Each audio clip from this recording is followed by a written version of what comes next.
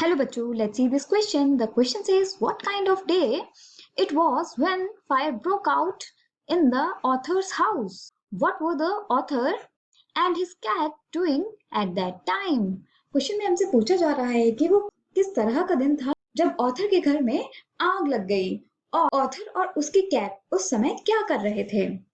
Here the key concept says author's burning house, मतलब author का चलता हुआ घर. It was a Sunday afternoon of a cold and windy winter. When the fire broke out, the author was at the dining room table doing homework with the fire burning in the fireplace. His red tabby cat was lying over his papers, purring loudly and sometimes sweating at his pen.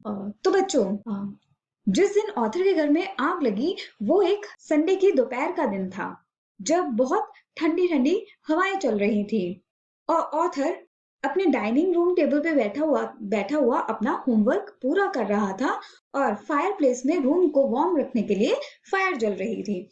Author की rat tabby cat जो है वो उनके papers के ऊपर बैठी हुई थी, तरह तरह की आवाजें कर रही थी, बहुत एक्साइटेड थी और कभी कभी स्वेटिंग भी कर रही थी उनके पेपर पे. स्वेटिंग का मतलब होता है कि पेपर पे टैप करना. So our final answer to this question is, author के घर जिस दिन आग लगी वो संडे की दोपहर थी जब बहुत ठंडी ठंडी हवाएं चल रही थी और ऑथर अपने डाइनिंग रूम टेबल पे बैठा हुआ होमवर्क कर रहा था और वहीं पर फायर प्लेस में फायर जल रही थी. उसकी रेड टैबी कैट जो है उसके पेपर्स के ऊपर बैठी हुई थी और वो तरह तरह की आवाज कर रही थी, बहुत एक्साइटेड थी और कभी कभी उसके पेपर पे टैप भी कर रही थी. I hope you understood it well. Best of luck. Thank you.